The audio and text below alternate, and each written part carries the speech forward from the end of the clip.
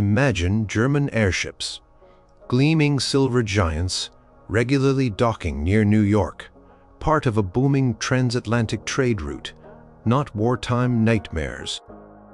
Picture the Ottoman Caliph, spiritual leader of millions of Muslims, addressing a cheering crowd in Vienna, the heart of the Habsburg Empire, as a valued ally. Consider the sight of the Japanese emperor and a beleaguered Chinese president sharing a public toast to eternal friendship, even as their envoys secretly redrew maps across Asia. And what if you heard tales of Polish cavalry, in their historic winged hussar style, parading down the streets of Stockholm as honored guests of a new Northern League? These aren't fever dreams. They are glimpses into a world didn't explode into a global war, leading to alliances that would have once seemed utterly impossible. Number 10. The Austro-Hungarian-Ottoman Danubian-Bosphorus Understanding. It sounds like something out of a diplomat's wildest fantasy, right? The Habsburgs of Austria, Hungary, and the Sultans of the Ottoman Empire, two ancient empires that had battled each other for centuries over the Balkans and Eastern Europe, suddenly decided to become friends. Well, not exactly friends overnight, but strategic partners in a rapidly changing world where old certainties were vanishing. By 1919, with no great war to shatter them, both empires still stood, but they were creaking under the strain of internal nationalisms. The Serbs, the Romanians, various Slavic groups, they all wanted more autonomy or their own states, often looking to a still powerful Russian Empire for support. For Vienna and Istanbul, this was a shared nightmare. So in a series of quiet meetings held in neutral Swiss chalets and bustling Constantinople cafes throughout 1920 and 1921, a pragmatic understanding began to take shape, the Danubian-Bosphorus Understanding, as it was formally titled in a treaty signed in Sarajevo in 1922, a city that in another timeline might have triggered a world war. Wasn't about love. It was about survival. The agreement called for joint military planning to manage unrest in the Balkans, economic cooperation to develop trade routes between Central Europe and the Middle East, and a united front against what they termed subversive pan-Slavic agitation. One of the first big projects was the modernization of the Vienna-to-Istanbul railway line with German engineering expertise. Funnily enough, playing a big role. This Orient Express Deluxe, as it was nicknamed, wasn't just for tourists. It allowed for rapid troop movements and freight. By 1925, Austro-Hungarian officers were seen advising Ottoman troops in Albania, and Ottoman gendarmes were observed helping to police disputed borders in Macedonia. There were even joint naval patrols in the Adriatic Sea, which raised more than a few eyebrows in Italy. The Caliph Sultan Mehmed VI even made a state visit to Vienna in 1926, where Emperor Charles I, who in this timeline wasn't forced into exile, hosted lavish banquets. They spoke of a new era of stability, though many whispered it was just two aging giants trying to prop each other up against the winds of change. Cultural exchanges followed, with Viennese orchestras playing in Istanbul and Ottoman art exhibitions in Budapest, all designed to paper over centuries of animosity. The understanding, however, remained a tense one, with both sides deeply suspicious of the other's long-term ambitions in the ever-volatile Balkans. Number 9. The Franco-Italian Latin Entente.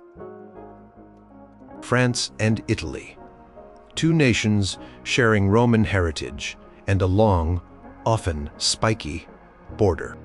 Rivals for Mediterranean influence, colonial possessions in North Africa, Tunisia was a particular sore point, and European prestige, an alliance. Pre-1914, you'd have gotten better odds on snow in the Sahara.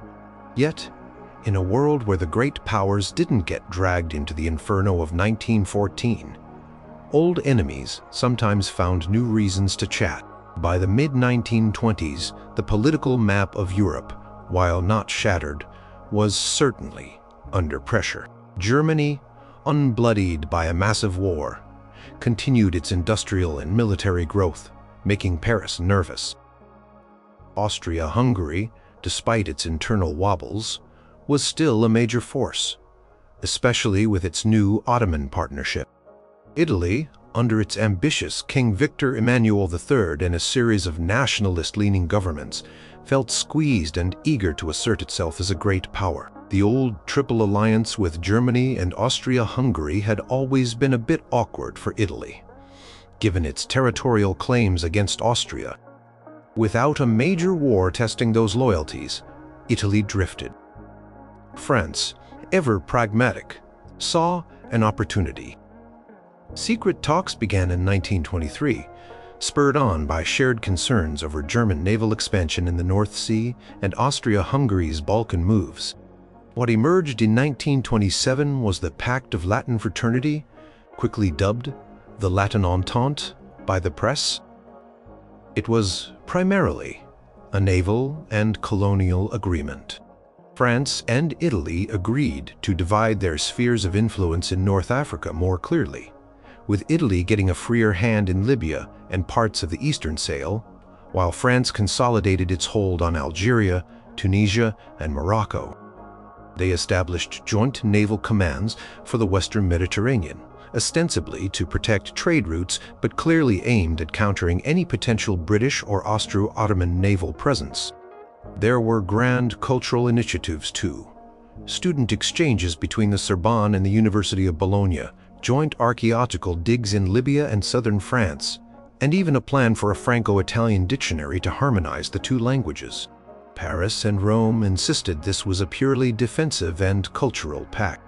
Yet shipments of French artillery to Italy and Italian Marines training with French forces in Corsica told a slightly different story. The Entente certainly made Berlin and Vienna take notice, and London watched with its characteristic cautious disapproval. Number 8. The East Asian Prosperity Sphere, Sino-Japanese Proto-Alliance. This one is a master class in how a dominant power can dress up its ambitions in pretty packaging. Japan, after its stunning victory over Russia in 1905 and its annexation of Korea in 1910, was the rising sun of Asia. China, on the other hand, was a sprawling giant, struggling with internal division after the fall of the Daesom dynasty in 1912. The new Republic of China was weak, fragmented by warlords, and an easy target for foreign powers. In our timeline, I gave Japan a golden opportunity to press its infamous 21 demands on China. Without that global distraction for the European powers, Japan had to be a bit more subtle, at least at first. Starting around 1918, Tokyo began a charm offensive. Prominent Japanese politicians and intellectuals spoke glowingly of Pan-Asianism, of an Asia for Asiatics, free from Western colonial domination. Of course, they saw Japan as the natural leader of this new Asia. They began to cultivate ties with various Chinese factions, playing them off against each other. By 1924, Japan had managed to install a relatively pro-Japanese government in Beijing, led by a pliable president named Tang Shai, a real historical figure here in a different context. This government, heavily advised by Japanese officials, signed the Sino-Japanese Treaty of Mutual Assistance and Economic Cooperation in 1925. And this treaty was the public face of the burgeoning East Asian prosperity sphere. On paper, it looked great. Japan offered loans for infrastructure development, railways in Manchuria, ports in Shandong, all strategically vital for Japan. Naturally, Japanese experts arrived to help modernize Chinese industry and agriculture. Cultural exchange programs were launched. The Emperor of Japan and President Tang exchanged state visits, full of flowery speeches about ancient bonds and future glory. But behind the scenes, it was a different story. Japanese companies received massive concessions for resource extraction in Manchuria and North China. The Chinese military was increasingly reliant on Japanese arms and trainers. Japanese advisors held key positions in Chinese ministries, effectively shaping policy. While some in China genuinely hoped this partnership would strengthen their nation, many others saw it as a gilded cage, a slow-motion annexation. Anti-Japanese sentiments simmered beneath the surface, occasionally erupting in protests and boycotts which were then firmly suppressed by the cooperating Chinese authorities, often at Japan's urging. Number 7. The German-American Atlantic Bridge Initiative. This alliance would have made British admirals spill their tea. The German Empire and the United States of America, two industrial powerhouses, forging close economic and even strategic ties. In the early 20th century, Anglo-American relations were warming, but there were still undercurrents of rivalry. Germany, meanwhile, was Britain's main industrial and naval competitor in Europe. Without a world war to align the US with Britain and France against Germany, the international chessboard looked very different. Millions of German immigrants had made America their home, creating strong cultural links. Both nations were also somewhat wary of British global financial and naval dominance.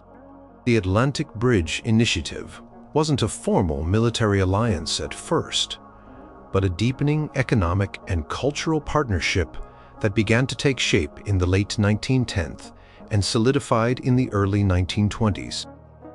Frustrated by British maritime trade policies, German and American industrialists, with quiet government backing, pushed for direct preferential trade agreements. Signed in 1922, the Hamburg-New York Accord slashed tariffs on many goods from German chemicals machinery to American agricultural products and cars. New fast shipping lines were subsidized by both governments, and German companies like HAPAG and North German Lloyd invested heavily in American port facilities. It wasn't just about goods. Scientific and technological cooperation blossomed. German and American universities established joint research programs in fields like aviation, radio technology, and chemical engineering. German was promoted as a second language in many Midwestern schools, and American literature found a growing audience in Germany. Kaiser Wilhelm II, ever the enthusiast for new technology, became a vocal proponent of these ties, even learning to speak passable English for his rare transatlantic telephone calls with American business leaders. Perhaps the most visible symbol of this cooperation was the Zeppelin transatlantic service, launched in 1928, which saw huge German airships carrying passengers and high-value cargo between Friedrichshafen and a specially constructed mooring mast in Lakehurst, New Jersey. While Washington and Berlin officially stated their relationship was purely about prosperity and progress, the British Foreign Office noted with concern the increasing number of exchange visits between German and American naval officers and engineers, particularly focusing on submarine and aircraft design. Number 6. The Baltic-Carpathian League, Poland and Scandinavia. Imagine a map of Europe in 1914. Poland isn't on it as an independent nation. It's carved up between Russia, Germany, and Austria-Hungary. But what if the Russian Empire, without the devastating losses of WW, but still facing immense internal pressures, strikes peasant unrest echoes of the 1905 revolution, began to fray at the edges? This is precisely the scenario that unfolded in this alternate 1920s. The Tsar's government, desperate to maintain control, conceded greater autonomy to various regions, including a significant portion of Russian Poland, which by 1923 had established a de facto independent government in Warsaw, though still nominally under Russian suzerainty. This nascent Polish state, surrounded by powerful and often historically hostile neighbors, Germany, a weakened but still present Russia and Austria-Hungary desperately needed allies. It found them in an unexpected place. Scandinavia. Sweden, Norway, and Denmark, while neutral, were increasingly nervous about German ambitions in the Baltic and Russian unpredictability. They saw a strong, independent, or at least highly autonomous Poland as a vital buffer state. Secret negotiations, often facilitated by Finnish intermediaries, Finland also having gained more autonomy from Russia, began in 1924. The result, formalized in the Stockholm Compact of 1926, was the Baltic Carpathian League. This was primarily a defensive and economic alliance. The member states pledged mutual support in case of aggression. They established a free trade zone, hoping to create a vibrant economic bloc stretching from the Norwegian fjords to the Carpathian Mountains. Poland, with its agricultural and growing industrial base, complemented Scandinavia's shipping and resource industries. There were even joint military exercises, with Polish lancers training alongside Swedish dragoons in Scania and Danish naval officers advising the small Polish fleet being built up in Jania, a port developed with significant Scandinavian investment. The League adopted a common foreign policy stance, often acting as a unified voice in international forums, advocating for the rights of smaller nations. Cultural ties were emphasized, with a revival of interest in the historical Polish-Lithuanian Commonwealth's connections to Sweden. While not a superpower, the Baltic Carpathian League represented a significant new power bloc in Northern and Eastern Europe, one that both Berlin and a resentful, slowly reconsolidating Moscow watched with wary eyes. Number 5. The Iberian-Andean Pact, Spain and Portugal. Once masters of vast global empires, by the early 20th century they were considered somewhat faded powers, overshadowed by Britain, France, and Germany. Their former colonies in South America, now independent republics like Argentina, Brazil, Chile, the ABC powers, Peru and Colombia were forging their own destinies, often looking to Britain or the United States for investment and influence. So, an alliance linking the old colonial masters with their grown-up children? It seemed improbable. Yet, in a world not convulsed by a great war, different dynamics emerged. Push came from both sides.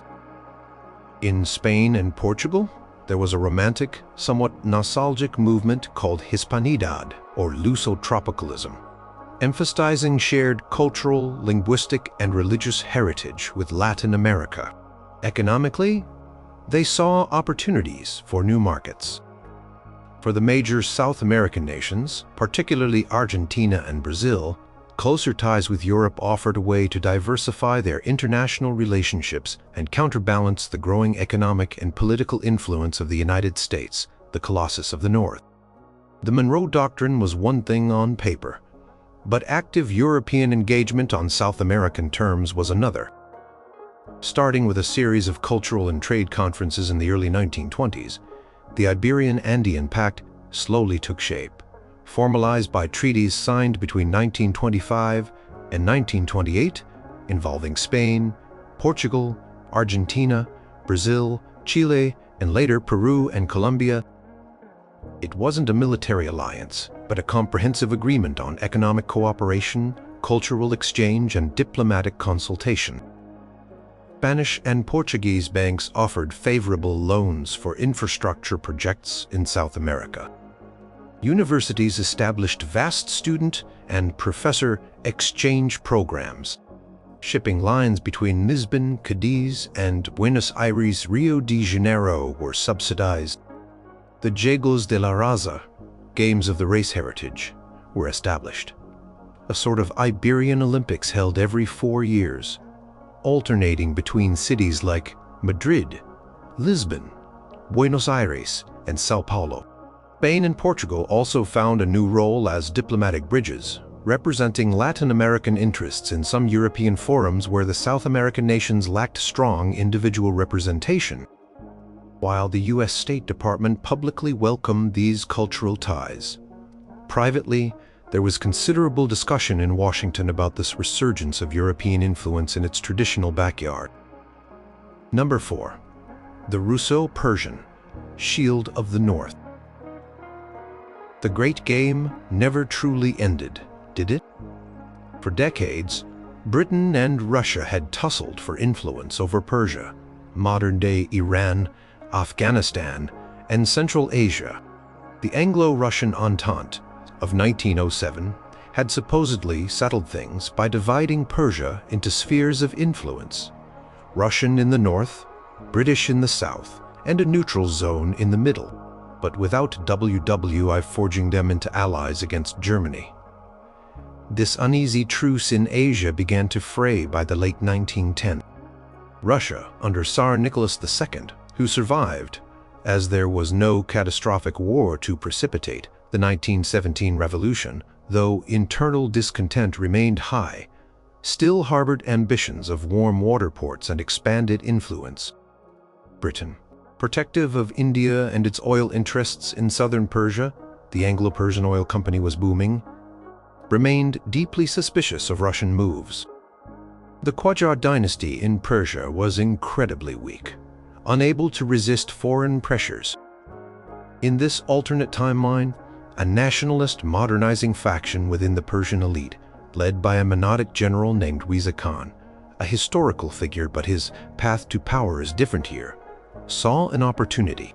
Instead of trying to play Britain and Russia off against each other, and failing Riza Khan, after a coup in 1921 that made him the dominant political force in Turkey, decided to throw his lot in with one side. He chose Russia. In 1923, Persia signed the Treaty of Friendship and Mutual Security with the Russian Empire, soon nicknamed the Shield of the North by pro-Russian newspapers in Tehran. This treaty effectively turned northern Persia into a Russian protectorate, though it was couched in terms of mutual defense against external aggression. Russian advisors flooded into the Persian army and bureaucracy. Russian engineers began constructing railways linking Tehran to Baku and Ashgabat. Russian companies received exclusive concessions for oil and gas exploration in the northern provinces. The Cossack Brigade, a Persian unit traditionally commanded by Russian officers, was expanded and became the elite guard of the new regime. Britain was furious, accusing Russia of violating the 1907 agreement.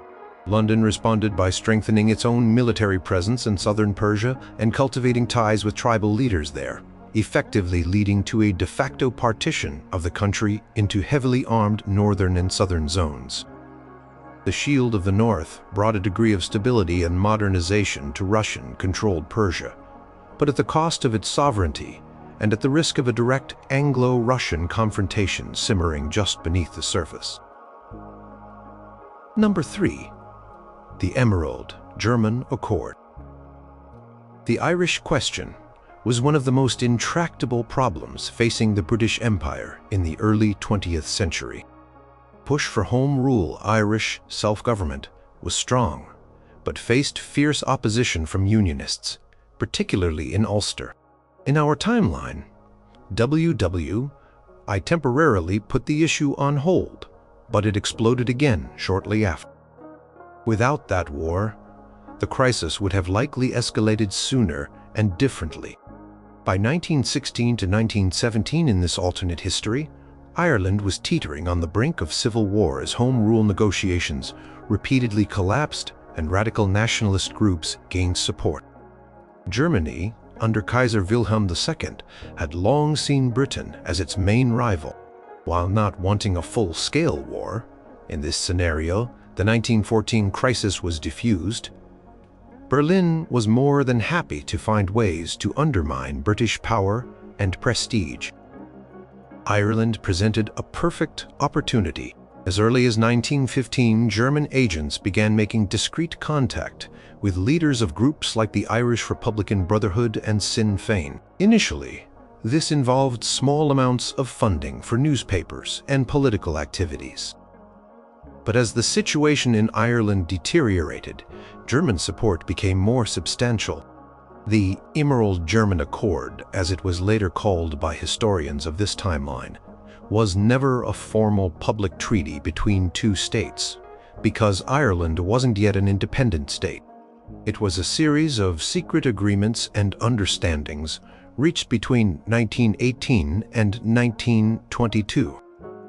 These agreements involved Germany supplying significant quantities of arms, ammunition, and even military trainers, often retired German officers or German Americans with military experience, to Irish nationalist militias. Safe houses and communication channels were established through neutral countries. German submarines, a technology Germany continued to develop aggressively, were rumored to have made clandestine landings on remote Irish coasts, delivering supplies and personnel. In return, Irish nationalists provided intelligence on British naval movements and port security. By 1924, a full-blown Irish War of Independence was raging significantly, better equipped and organized than in our timeline, thanks to German aid. While Germany never officially recognized an Irish Republic during the conflict, its diplomatic missions in neutral capitals became unofficial liaison points.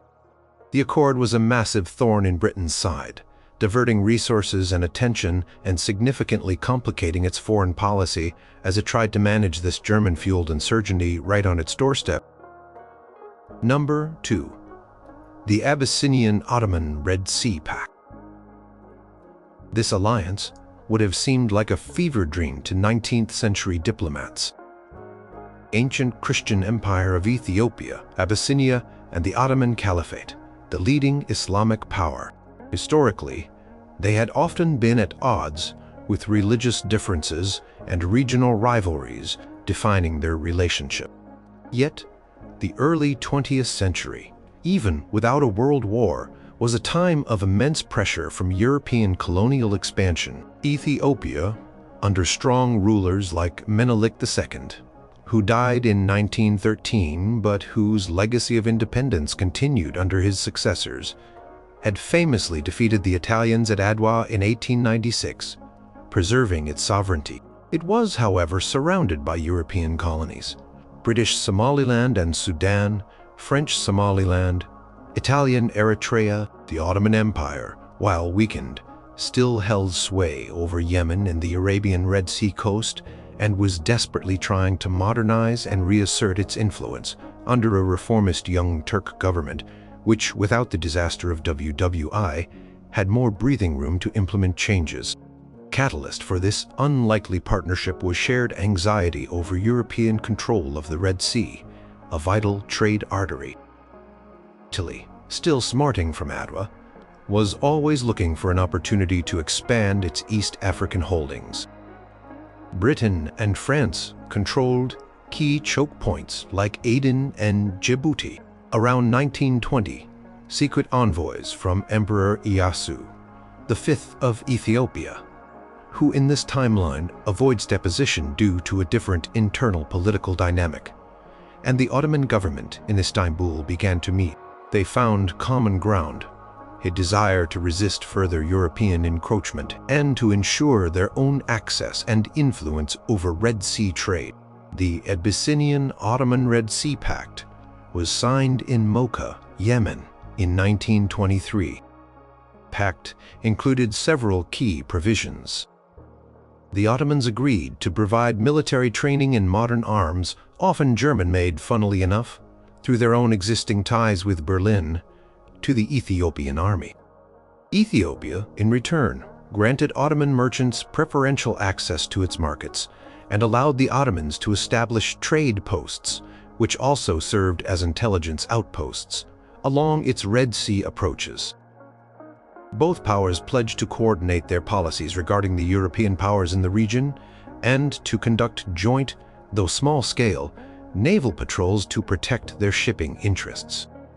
The Ottomans, in a clever piece of propaganda, framed the alliance not as a religious betrayal but as a partnership between two ancient, independent Eastern powers standing against Western imperialism. The pact caused considerable alarm in Rome, London, and Paris, who saw it as a dangerous new axis, challenging their colonial order in the Horn of Africa and the strategically vital Red Sea. Number 1. The Anglo-Manchu Restoration Compact. This is perhaps the most audacious and unexpected alliance of them all, a true GOT gamble. The Edomite dynasty of China, rulers for over 250 years, was overthrown by the Xinhai Revolution in 1912, replaced by the Republic of China. In our timeline, the young Puyi, the last emperor, was a footnote. But what if a major foreign power decided that a chaotic, fragmented republic was worse for its interests than a pliable, restored monarchy? Enter Great Britain. By the early 1920s, in this alternate WWI-less world, China was deep into its warlord era. The Central Republican government in Beijing, the one not yet fully under Japanese sway as per Alliance Pound 8, or perhaps a rival one, held little real power. Regional military strongmen carved up the country, fighting endless, destructive civil wars. For Britain, with its vast commercial interests in Shanghai, its colony of Hong Kong, and its desire for a stable and preferably friendly China to trade with and to act as a counterweight to Japanese and Russian ambitions in Asia, this chaos was a disaster. An idea, once dismissed as fantastical, began to gain traction in certain influential circles in London and among British old China hands. What if the monarchy could be restored? Not as an absolute power, but as a constitutional monarchy, guided, of course, by British advisors, that could bring unity and order. The target for this restoration was the still young Puyi, living in a strange limbo in the Forbidden City. Secret negotiations began around 1925 between British diplomats, powerful Chinese business compradors with ties to British interests, and surviving Manchu nobles and Endosim loyalists. The Anglo-Manchu Restoration Compact, a highly secret agreement finalized in Tianjin in 1928, laid out the plan. Britain would provide substantial financial backing, modern weaponry, and military advisors, ostensibly volunteers or mercenaries, to a Denga restorationist army to be led by a coalition of sympathetic warlords and Manchu generals. In return, the restored Tenzhou government would grant Britain extensive new trade privileges, secure its existing concessions, guarantee the autonomy of regions like Tibet under British influence, and align its foreign policy closely with London's. The plan was incredibly risky. It meant directly intervening in China's internal affairs on a massive scale and openly challenging other powers like Japan, which was pursuing its own agenda with other Chinese factions, and a resurgent Russia. By 1929, a new civil war erupted in North China, with well-armed imperial restoration armies, flying the Dansum Dragon banner and accompanied by British advisors marching against various warlord factions and the struggling Republican government. The world watched in astonishment as Britain attempted to turn back the clock and reshape the destiny of the world's most populous nation.